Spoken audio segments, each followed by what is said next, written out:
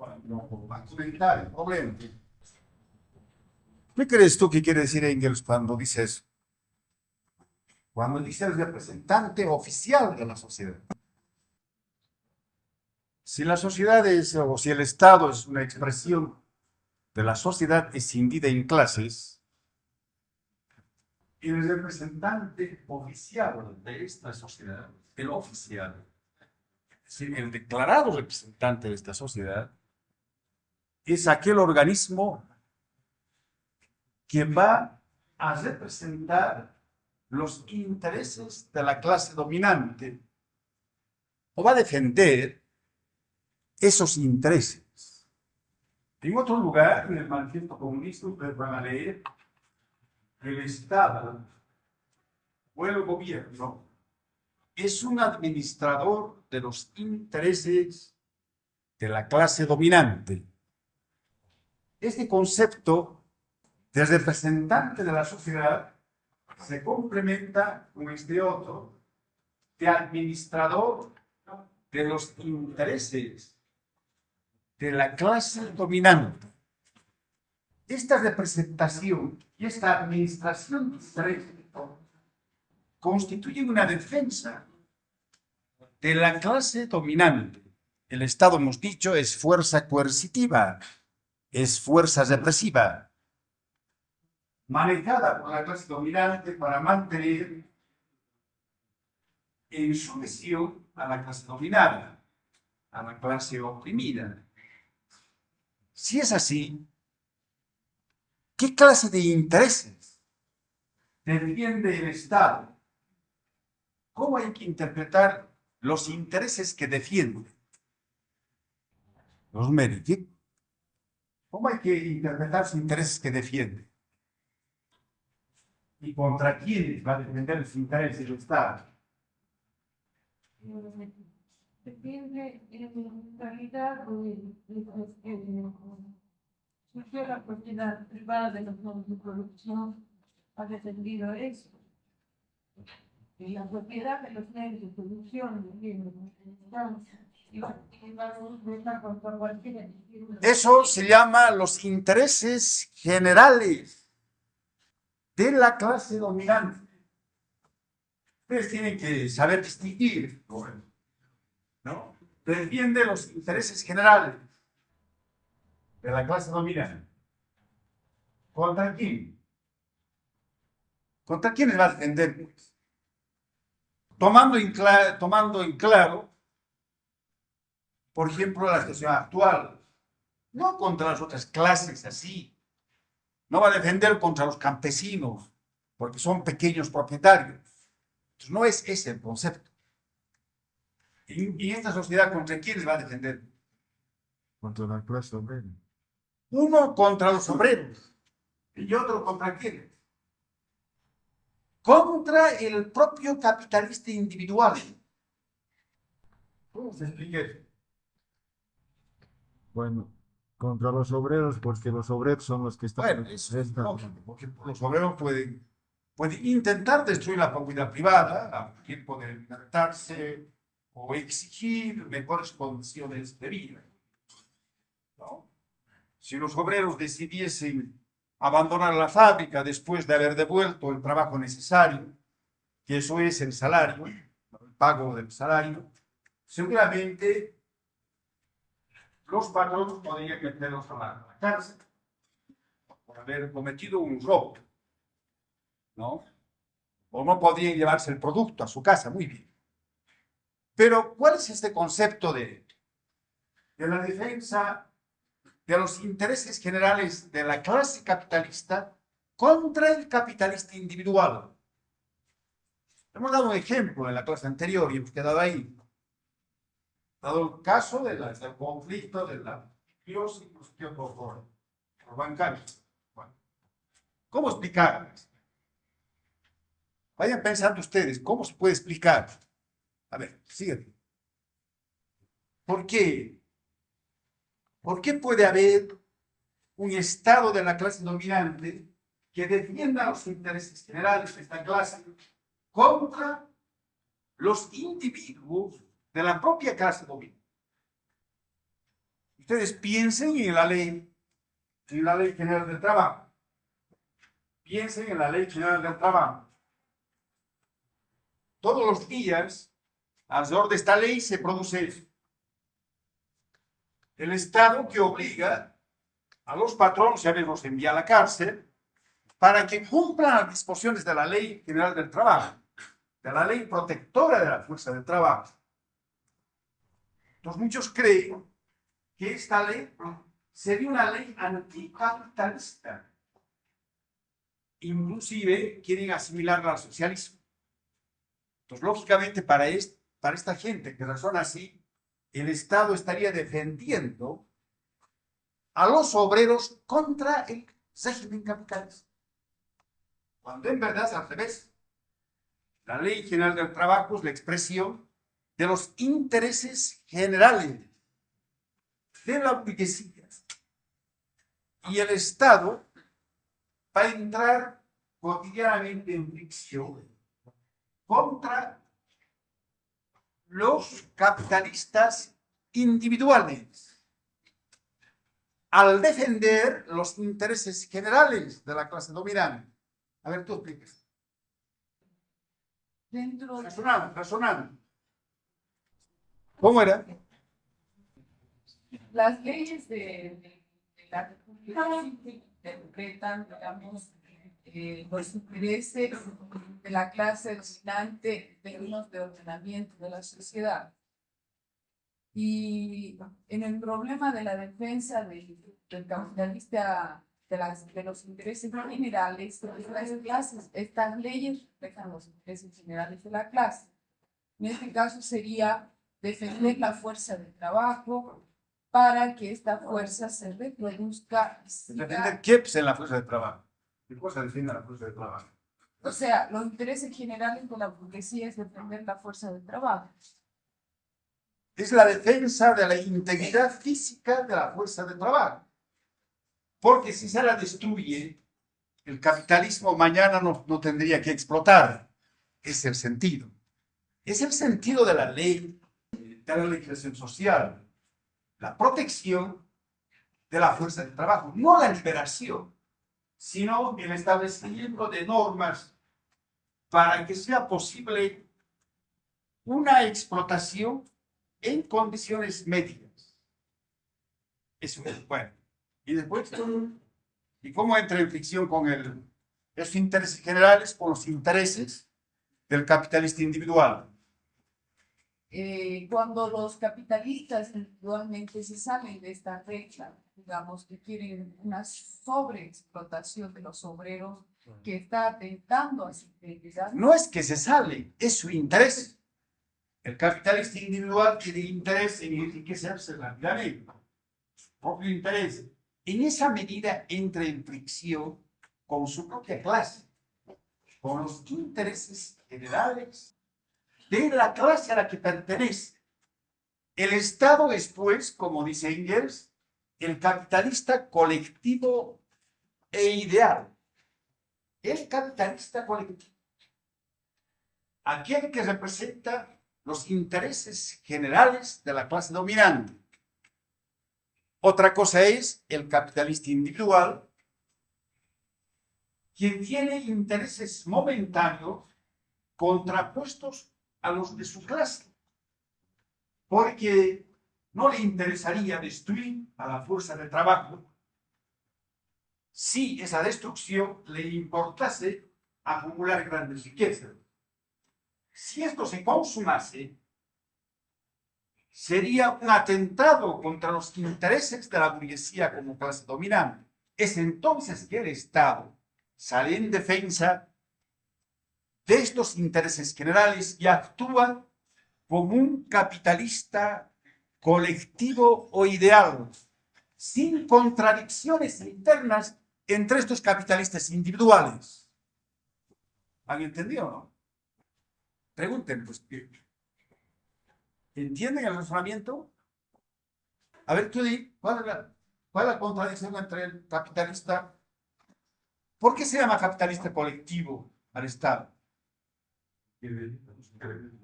Generales, la clase, de toda la clase, generales. ¿Y por qué puede entrar en fricción con el capitalista individual? ¿Por qué este capitalista colectivo que es el Estado entra en fricción con el capitalista individual? El interés inmediato. El capitalista individual podría dañar los intereses generales de la clase dominante, en el caso concreto de su vinculación con el proletariado. Podría, ni duda cabe, el capitalista individual, el empresario individual, podría destruir a la clase obrera con la superexplotación, destruirla fiscal, a fin de obtener mayores ganancias. Es entonces que el Estado se vuelve fuerza represiva contra el capitalista individual y lo manda a la cárcel para que cumpla las leyes generales del trabajo. Ahora vamos a ver la emergencia más importante de esta contradicción entre el capitalista colectivo, que es el Estado, y el capitalista individual, que son la multitud de empresarios. Las nacionalizaciones arranca en este problema. Cuando Engels está comentando las medidas tomadas por Bismarck, que fue un gobernante burgués que desde el Estado nacionalizó muchos medios de producción, cuando va comentando las obligadas estatizaciones de los gobiernos burgueses a lo largo de la historia, él añade que partiendo de esta nacionalización parcial de los medios de producción, que quiere decir que el Estado se vuelve empresario, porque concentra en sus manos los medios de producción en función de capital, porque los medios de producción en la sociedad burguesa son capital, está en función de capital. Él indica que muchos teóricos acuñaron el concepto del socialismo como sinónimo de la nacionalización. Bueno, esa acotación de Engels puede ser aplicada en nuestro medio ahora. Ahora también se sostiene eso. Y en nuestro país, por ejemplo, cuando se trata de la minería, de la gran minería estatizada, no se habla ya del régimen capitalista de producción, sino de una especie de etapa intermedia, el sector público de nuestra economía, contraria al sistema capitalista. Pero otros van más lejos. Para ellos, las estatizaciones hechas en Bolivia serían sinónimo casi de socialismo. Si este concepto ustedes proyectan hacia Inglaterra, por ejemplo, cuando el gobierno laborista estatiza algunos medios de producción, como este es un gobierno que se reclama del socialismo, se indica que bajo el signo de la reina de Inglaterra se ha consumado una nacionalización socialista. Bueno, ahora hay que analizar cuál es la debilidad de este argumento, cuál es el verdadero sentido de la nacionalización por el Estado burgués. No sé si uno de ustedes podrá dar su opinión sobre estas nacionalizaciones. ¿Qué son? ¿Qué son? ¿Por qué el Estado burgués puede nacionalizar? Ustedes comprenderán que nacionalizar quiere decir privar a un empresario determinado de su propiedad de los medios de producción, aunque se le indemnice. Se le puede indemnizar en mayor o menor medida. Pero de todos modos se está eliminando al empresario individual en el manejo de la economía, de la producción. Va a resultar una producción, si todos los medios de producción se estatizasen, sería una producción sin patrones individuales, al margen de ello. Bueno, Ahora, de acuerdo a los conceptos que hemos dado, ¿cómo se puede interpretar esta nacionalización de los medios de producción por el Estado burgués? ¿Qué es? ¿Quién quiere opinar? Eric, ¿qué es? El Estado burgués, en algunos momentos determinados,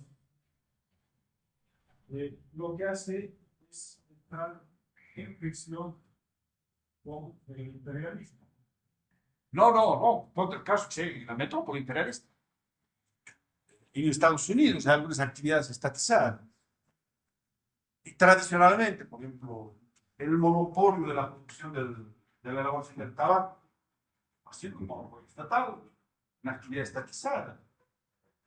Y es posible encontrar en las sociedades precapitalistas también algunas formas de monopolio. Bueno, pero en la sociedad burguesa no es una particularidad de los países atrasados. Es una particularidad general del Estado moderno. Los propios teóricos burgueses han revisado ese concepto liberal clásico de que el Estado no debe intervenir en la actividad productiva, pues interviene en los países clásicamente liberales. Entonces, en todos los países, ciertas ramas están estatizadas, por ejemplo, el transporte, pero algo más, la industria de la guerra. No siempre, pero sí en muchos estados. La industria de la guerra fue estatizada primeramente por Bismarck, por la naturaleza de este Estado burgués totalitario. Entonces, ¿qué es esta nacionalización así de una manera general, con referencia al Estado? La necesidad de la burguesía, que en realidad está representada en el Estado, que actúa desde el Estado, para sí mismo regular la producción de los productores. Pues funciona naturalmente los intereses, para esto apela a las máximas de los gobiernos para poner orden a la economía en general. Y por eso se puede explicar la nacionalización en el propio. En realidad es una de las emergencias de la nacionalización y el intento de poner orden en el caos de la producción capitalista. Pero la nacionalización de estos estados exactamente entronca en la anterior argumentación. Los estados burgueses se ven obligados a nacionalizar en mayor o menor medida los medios de producción para preservar los intereses generales de la clase dominante, de la burguesía, contra los intereses particulares. En ningún otro acto del Estado se puede encontrar de manera más flagrante un ejemplo de esta contradicción entre el capitalista colectivo, que es el Estado, entre los intereses generales de la clase dominante y los intereses de los capitalistas particulares. Pero por eso mismo, porque la nacionalización interpreta estos intereses generales, es una medida estrictamente burguesa de defensa de la burguesía como clase dominante, de sus intereses generales. Es la mejor forma de defensa. Por eso que Engels pensaba que teóricamente se podía hablar que en cierto momento el Estado monopolizase todos los medios de producción. ¿Y es ese todo? Una defensa de los intereses generales de la burguesía contra el burgués individual. ¿Pero qué otra faceta tiene? ¿Qué otra faceta tiene? Porque hasta este momento parecería de que las nacionalizaciones por el Estado burgués no están expresando las contradicciones internas de la propia producción capitalista. Y sin embargo son también su consecuencia. Expresan la contradicción de la producción capitalista. ¿Cuál es la contradicción? ¿Cuál es la contradicción fundamental de la producción capitalista? Bueno, En la relación de producción y la productiva. el choque que existe. Pero ¿cómo se expresa? En último término, en la cumbre del proceso, en el punto culminante del proceso, ¿cómo se expresa? Contradicción entre qué cosas. Las relaciones de producción cortan el crecimiento de los pueblos productivos, la producción social y la... Ese es. El desarrollo capitalista lleva a una producción social. Los medios de producción también son sociales. Esa es la gran proeza del capitalismo. Aquí se está midiendo el desarrollo descomunal de las fuerzas productivas. Por eso que va a ser la base material de la sociedad comunista. Es la producción social. Ya está en germen el comunismo en esta sociedad. Por eso. Pero, como es el régimen de la propiedad privada, está en contradicción, en choque con la apropiación individual. Ahora eso interprete la nacionalización sobre consecuencia de la propiedad privada. Producción social y propiedad privada. Esa es la propiedad. Ahora, ¿qué es la nacionalización ahí? Hecha por la Iglesia, por el Estado. Si ustedes no explican esto, que si no han entendido nada. La constitución una base que se pueda sobre eso realizar una protección social. Más fuerte, más fuerte. Concentra los medios de producción, permite que cuando se tenga un nuevo sistema sobre esa concentración se reduzca la revolución social. Claro. Como está actuando sobre esta contradicción, la concentración de los medios de producción en manos del Estado burgués, sin que deje de ser burgués, sin que deje de defender los intereses generales de la clase dominante. Esa concentración está ya anticipando que por ese camino se podrá lograr la apropiación social. Es decir, se podrá complementar el proceso y superar la contradicción básica. Y efectivamente, el proletariado, cuando haga las cosas, hará eso. Su primer y último acto será eso: la expropiación de los medios de producción para concentrar en manos del Estado burgués. Los marxistas dicen, en ese momento dejará ya de ser proletariado. No es algo simultáneo, instantáneo, es todo un proceso. Es todo un proceso. Entonces, esta nacionalización, a pesar de que afirma la defensa de los intereses de la clase dominante, sin embargo, constituye a su turno en el anticipo del camino por el cual puede superarse la contradicción fundamental del proceso de la producción capitalista. ¿Han comprendido esto? Entonces, ¿de qué depende la naturaleza de las nacionalizaciones? La nacionalización por sí misma no es socialismo, ¿no? No es socialismo. Entonces, ¿de qué depende la naturaleza de la nacionalización? De la naturaleza de clase del Estado que se hace. Es lógico que, a pesar de que la nacionalización es un anticipo de la forma de superar esta contradicción, la nacionalización burguesa va a acabar como simple defensa del régimen imperante. Va a acabar como defensa del régimen imperante.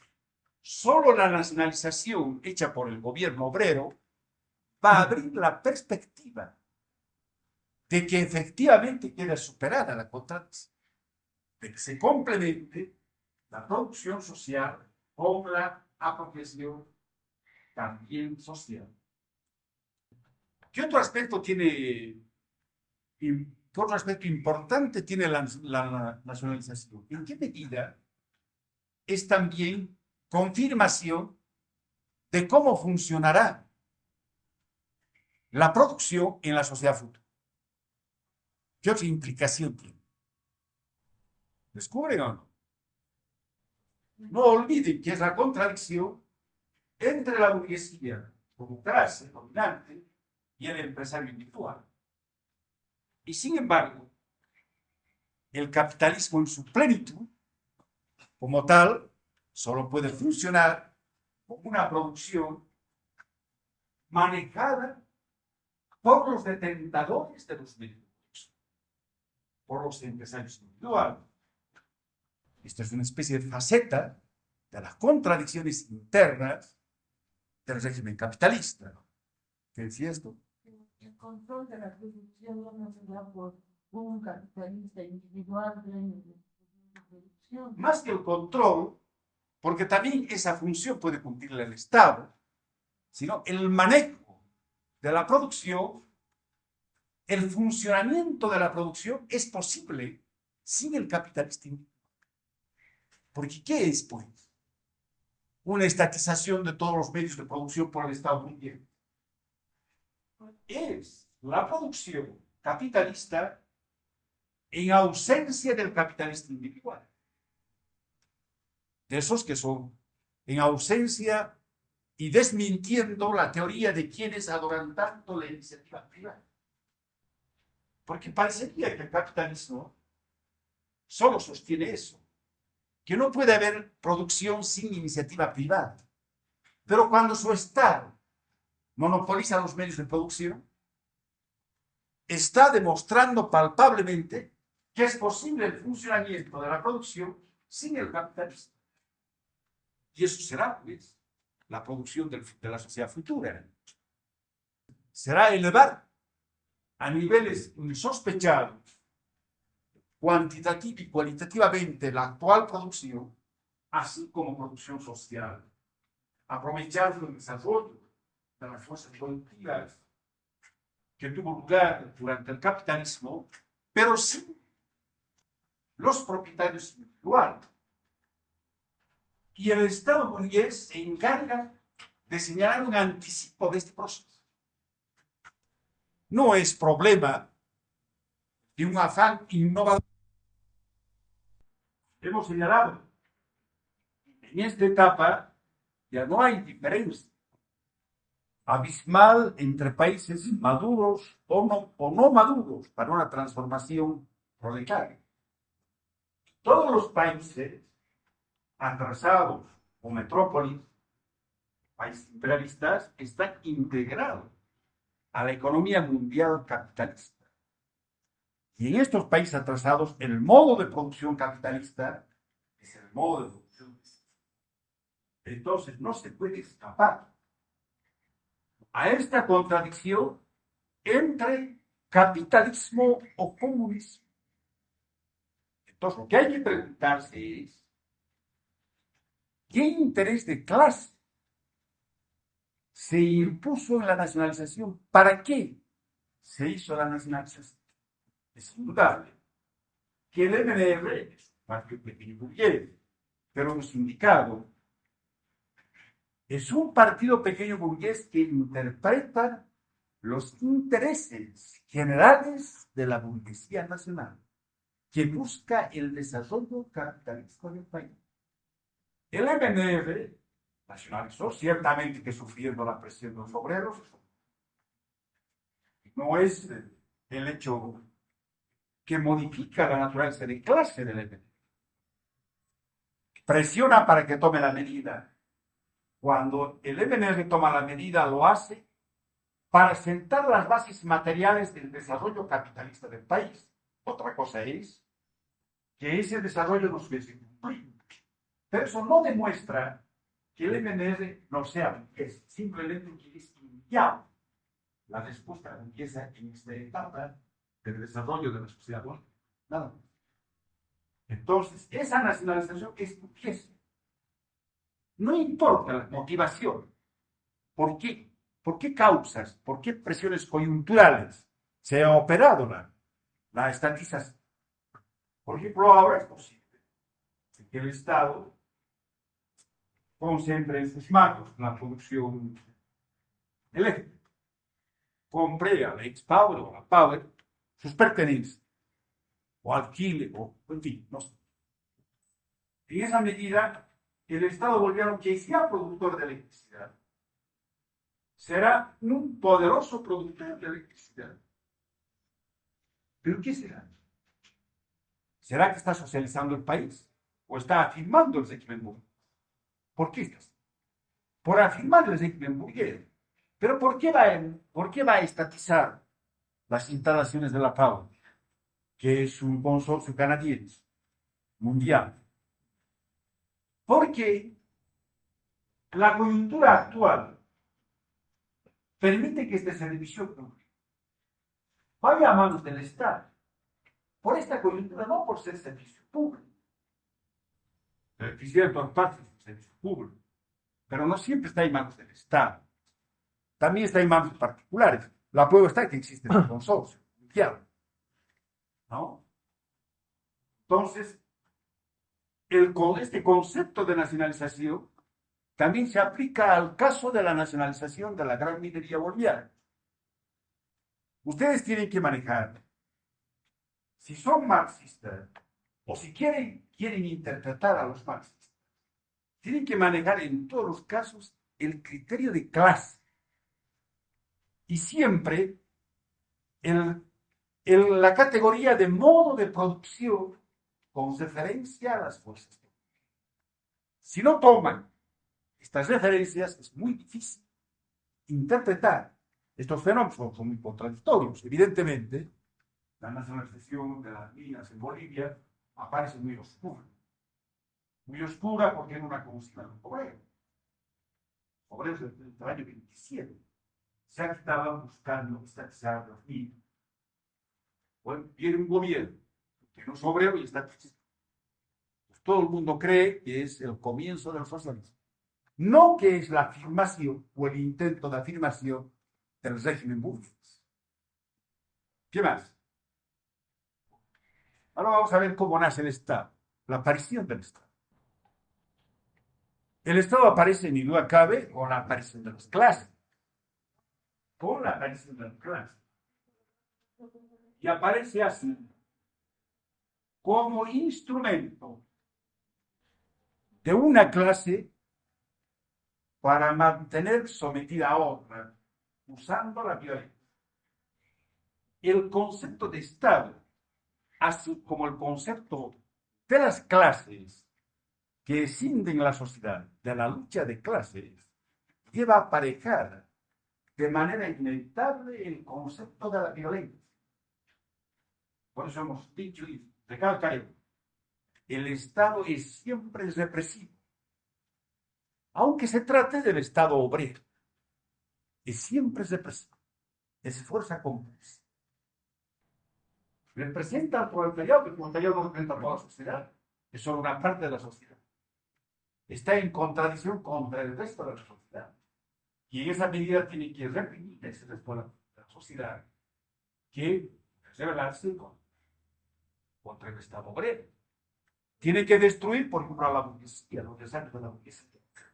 No puede permitir, a título de democracia, que la burguesía conspire contra el Estado obrero. Eso de que existe libertad en el Estado es una ficción. ¿Qué no hay para qué mantenerlo? Si analizamos con alguna seriedad lo que es el Estado. Porque la vez en que hayan condiciones para la libertad, van a ser los momentos en que no va a haber Estado. No va a haber necesidad de Estado. El proletariado, mientras exista el Estado, nunca va a estar mejor. Puede estar mejor materialmente, pero va a seguir siendo clase explotada. Para que desaparezca la clase explotada, que es el proletariado, tiene que desaparecer el Estado. El proletariado va a desaparecer juntamente con su Estado. No hay Estado igual libertad. Eso no puede haber por la esencia del Estado. Desde su aparición hasta ahora es una forma muy sofisticada. Si tú actualmente tomas un Estado democrático, no es tan fácil descubrir que es una dictadura de la burguesía ese régimen democrático. Pero sí lo es. Porque su finalidad es mantener al proletariado el sujeto. Pero cuando el proletariado se turne, sea clase gobernante, tampoco va a poder asegurar la libertad y la democracia a su enemigo de clase. Porque el Estado sirve solo como instrumento para someter a la clase dominante. Entonces, esta clase dominante, el proletariado, tiene que destruir los desarrollos de la violencia. Por eso se llama dictadura del proletariado, no se llama eso. No hay ninguna razón para que no se llame dictadura del proletariado. Un simple apego a la terminología. Pero en realidad son fenómenos simplemente necesarios. Ni buenos ni malos, simplemente necesarios. Ahora veamos cómo aparece pues, este estado represivo. Instrumento en la lucha de clases que utiliza la clase dominante para permanecer como tal y mantener, por tanto, en estado de sujeción a la clase explotada. El Estado aparece cuando agoniza y se disgrega el comunismo primitivo. Porque esta sociedad, llamada también la comunidad primitiva, no la comunidad agrícola, porque es una etapa de evolución superior, sino la comunidad primitiva. En una sociedad sin propiedad y por tanto, o mejor, con propiedad colectiva, no individual, no privada, pero sí con propiedad colectiva. Por tanto, sin clase, yo diré, entre paréntesis, que es totalmente equivocado el concepto de que alguna vez hubo sociedad sin propiedad. Los marxistas no hablan de eso. Eso hablan los anarquistas. Hubo una propiedad colectiva en el comunismo primitivo y habrá otra propiedad colectiva en la sociedad comunista superior. Pero no ausente. La propiedad privada burguesa será reemplazada por la propiedad colectiva.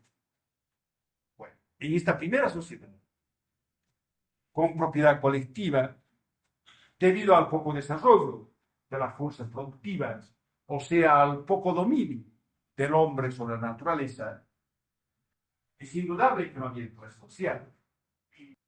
Por eso, porque las clases van a aparecer con la aparición de la propiedad privada, que se va a ir modificando. Y se caracterizaba por la ausencia de órganos de represión colocados por encima de la sociedad. No es que los hombres no usaban la violencia, ellos vienen en la guerra. Una especie de guerra permanente entre clanes. Pero la actividad guerrera, las armas, las primitivas armas, eran de propiedad colectiva. Era el pueblo en armas.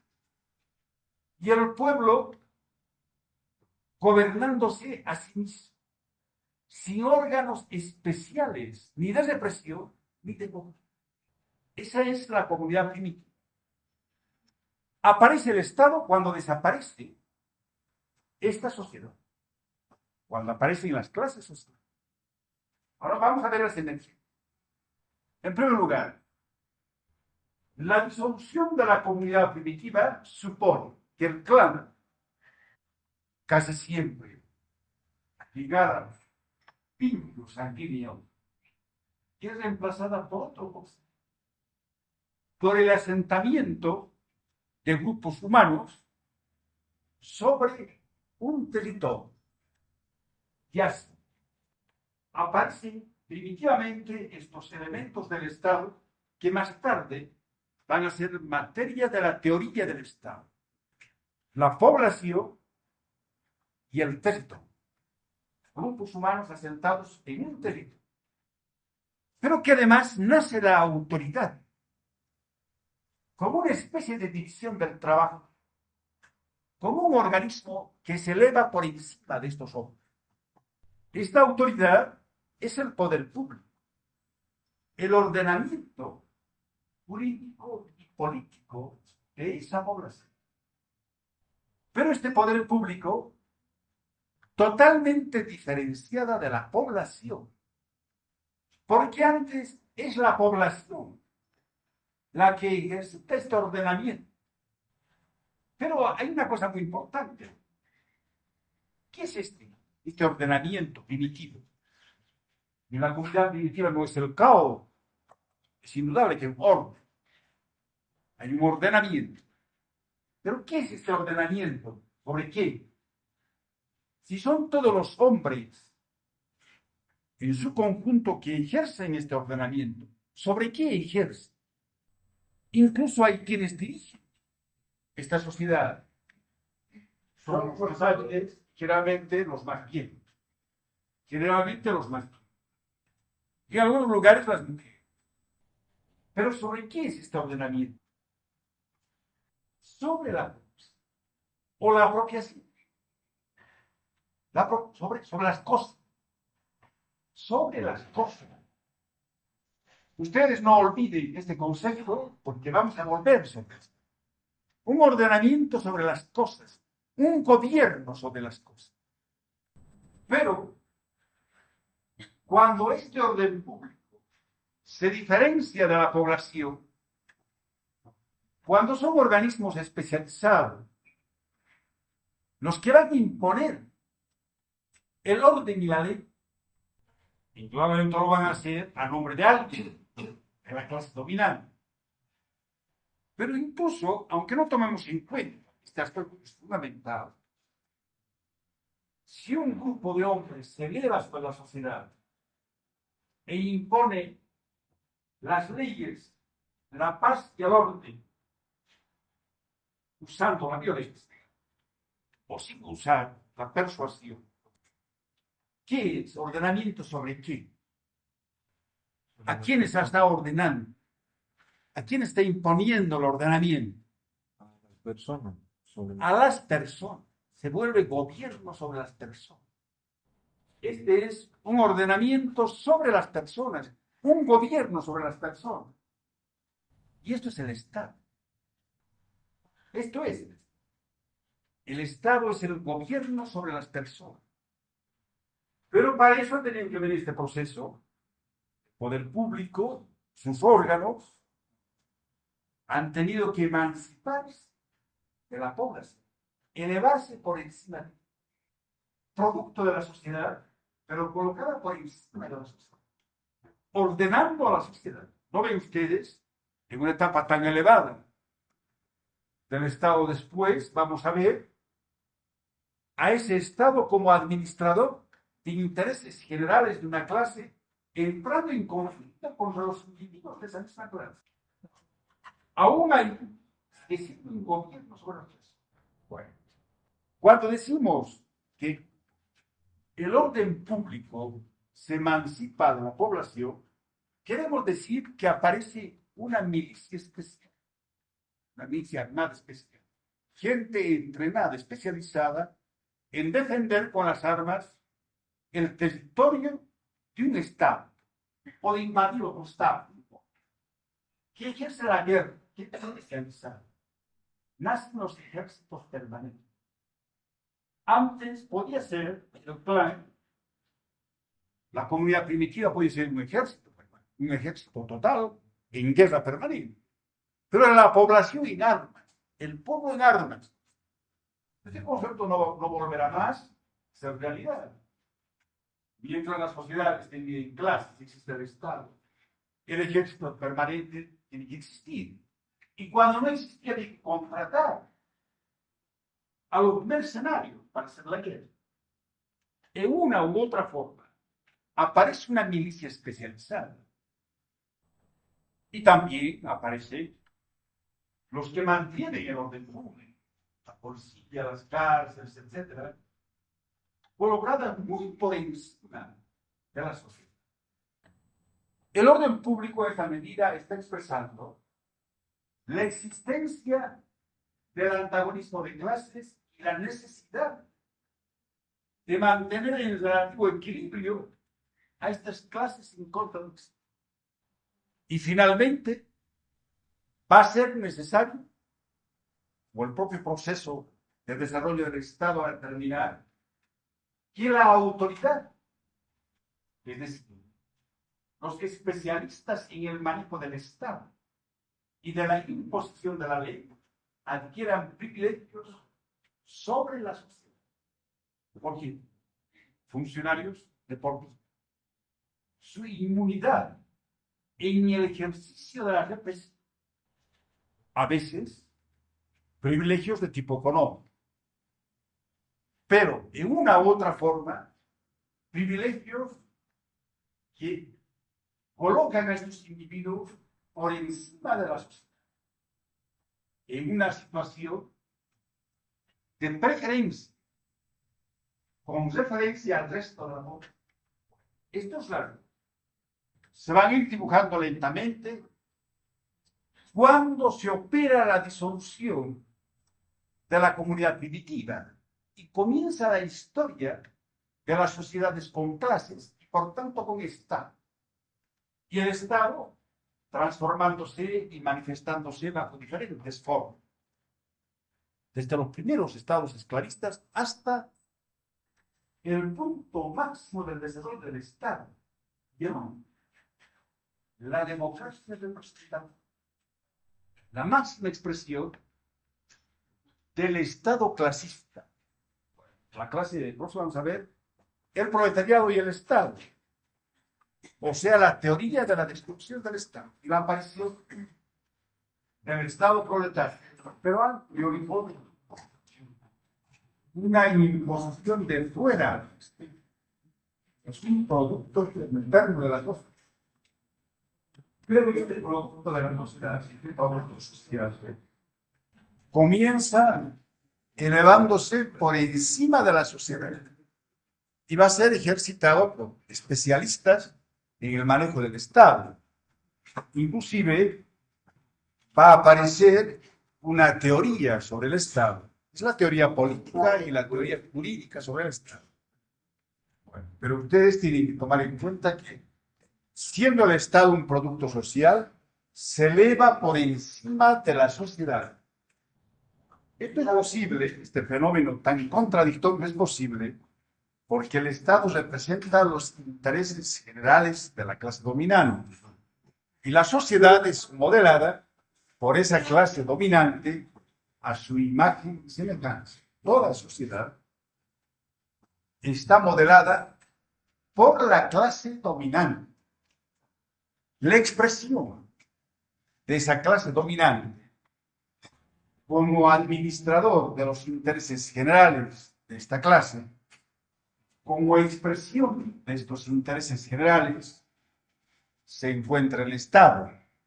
En esta medida, el Estado aparece colocada por encima de la sociedad. Eso ha dado lugar a la teoría de que el Estado es una imposición a la sociedad.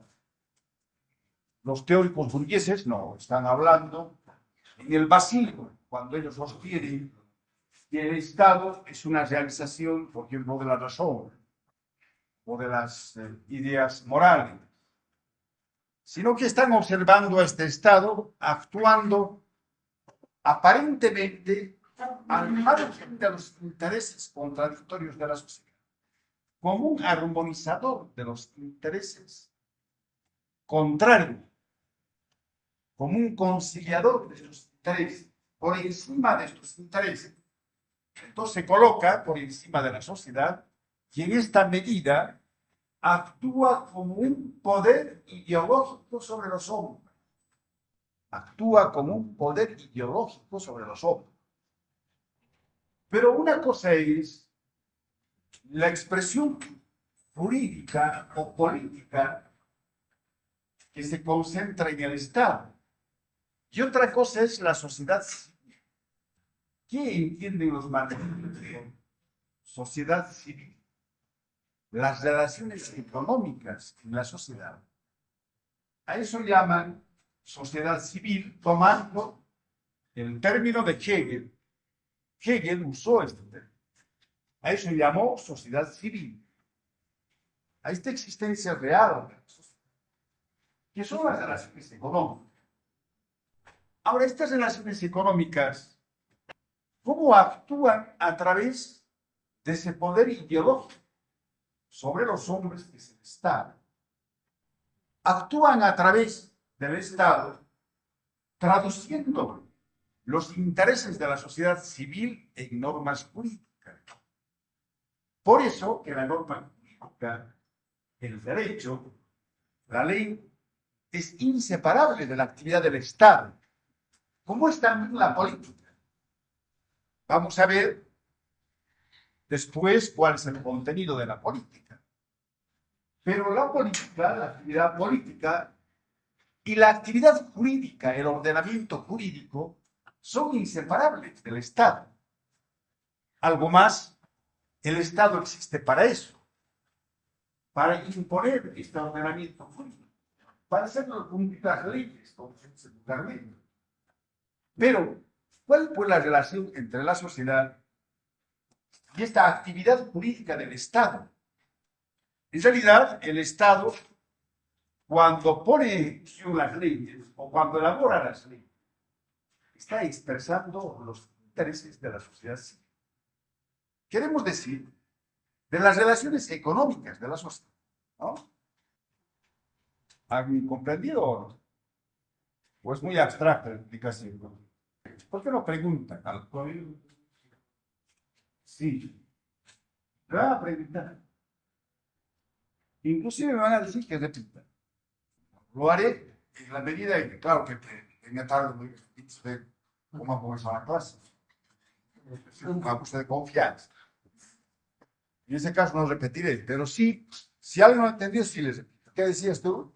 Sí, respecto a lo anterior del crecimiento del Estado, más o menos señala cómo surge el Estado, digamos, cómo se manifiesta. ¿Cómo aparece? Claro, pero no ha dado las condiciones materiales que son posibles. La existencia de las clases.